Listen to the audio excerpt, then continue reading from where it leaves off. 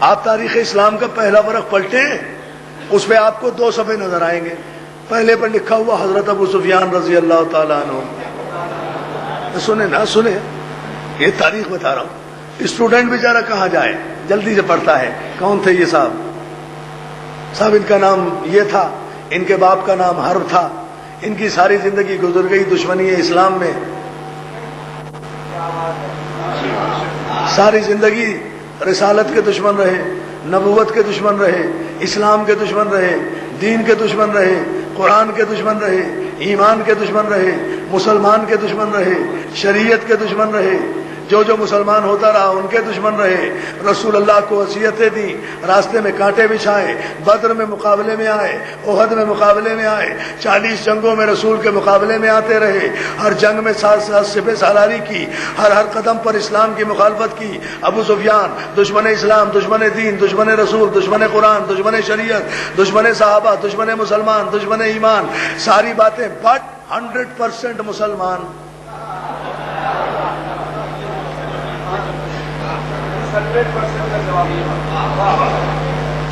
اچھا، وہ طالب علم گھبرا کے فوراً کہتا ہے یار دوسرا ورق پلٹو. دیکھو اس میں کیا، اس میں لکھا ہوا ہے صرف ابو طالب.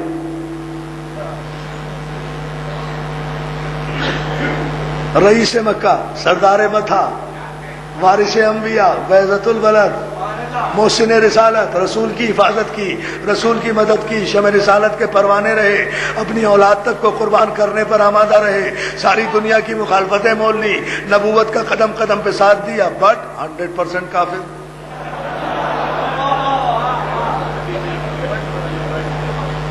یہ بٹ جو ہے نا، یہ عجیب کٹ لگاتا ہے.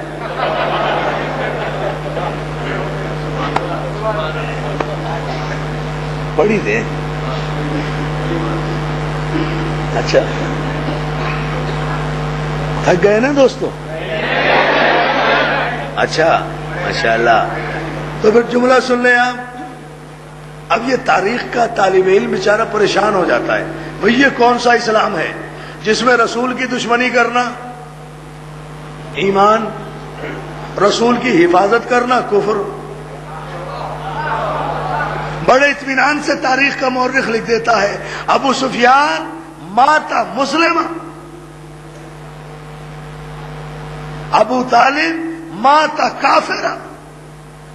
ابو طالب مسلمان مرا، ابو سفیان مسلمان مرا، معاذ اللہ ابو طالب کافر مرے. یہ تاریخ میں جملہ لکھا ہوا حدیث کی کتابوں میں، اور ساتھ ہی یہ حدیث بھی لکھی ہوئی. پہلے یہ حدیث پھر سن لیں. ابو سفیان ماتا مسلمہ، ابو سفیان ماتا مسلمہ، ابا طالب ماتا کافرہ. ابو طالب کافر مرے، ابو سفیان مسلمان مرا. اس کے نیچے ہی حدیث لکھی ہوئی کل مولود یولد علی فطرت الاسلام. ہر بچہ فطرت اسلام پر پیدا ہوتا ہے، اس کے پالنے والے اسے اپنے جیسا بنا دیتے ہیں.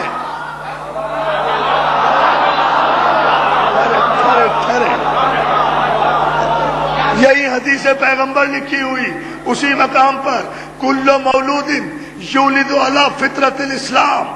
ہر بچہ فطرت اسلام پر پیدا ہوتا ہے. یہ اللہ کے عدل کا تقاضا ہے کہ ہر ایک کی فطرت میں اسلام رکھے، پھر اس کے پالنے والے، اس کے پرورش کرنے والے، اس کے تربیت کرنے والے اپنے جیسا بنا دیتے ہیں. یعنی سرکار نے بتا دیا کہ بچہ جب کسی آغوش میں پل کر جوان ہو کر جس عقیدے کو اختیار کرے، سمجھ لو کہ پالنے والے کا عقیدہ بھی وہی تھا، پالنے والے کا عقیدہ بھی وہی تھا، پالنے والے کا عقیدہ بھی وہی تھا. ارے محمد کو 40 برس کے بعد نبی مانو گے، مگر جب پیدا ہوئے تو مسلمان تو مانو گے کہ محمد جب پیدا ہوئے تو فطرت اسلام پر پیدا ہوئے. اس کے بعد آ گئے ابو طالب کی آغوش میں. اب ابو طالب کی آغوش سے پل کر جوان ہونے والا یہ بچہ اگر کوہ ابو قبیس کی بلندی پر چڑھ کر آواز دے کہ ایھا الناس قولوا لا الہ الا اللہ تفلحوا، اے لوگو لا الہ الا اللہ کا اقرار کرو تو پھر تسلیم کر لو کہ ہر بچہ فطرت اسلام پر پیدا ہوتا ہے، پالنے والے اپنے جیسا بنا دیتے ہیں۔ تو یہ تاریخ میں ابو سفیان ماتا مسلمہ، ابو طالب ماتا کافرہ، ابو سفیان مسلمان مرا، ابو طالب کافر مرا۔ تمہیں بھی قسم ہے ابو سفیان کی اور اس کی نسل کی، اس حدیث کو، اس کی نسل کی قسم، اس حدیث کو یہیں رکھے دینا۔ میں ابھی آ رہا ہوں بامبے کے مومنین کو لے کر فیصلہ کرنے کے لیے، لکھے رہنے دینا۔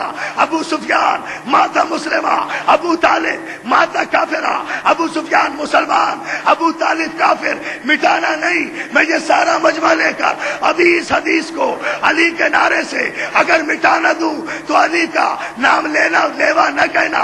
ابو سفیان مسلمان، ابو طالب کافر، تو فیصلہ ایک جملے میں کیے دیتا ہوں، مر بھی جاؤں گا تو نہیں بھولو گے آج کی تقریر کو اور اس جملے کو۔ کوئی قیمت نہیں چاہیے، کوئی جزا نہیں چاہیے۔ جزا اس سے لوں گا جس نے اس قابل بنایا کہ ابو طالب کا تذکرہ کروں، جزا اس سے لوں گا۔ ابو سفیان مسلمان، ابو طالب کافر، لکھے رہنے دینا۔ رسول کی حدیث نے فیصلہ کر دیا، رسول کی حدیث نے فیصلہ کر دیا، ہر بچہ مسلمان پیدا ہوتا ہے، پالنے والے تربیت کرنے والے اپنے جیسا بنا دیتے ہیں۔ تو پھر سنو، دو بچے ابو طالب نے پالے، ایک محمد بنا، ایک علی بنا۔ دو بچے ابو سفیان نے پالے، ایک معاویہ بنا، ایک یزید بنا۔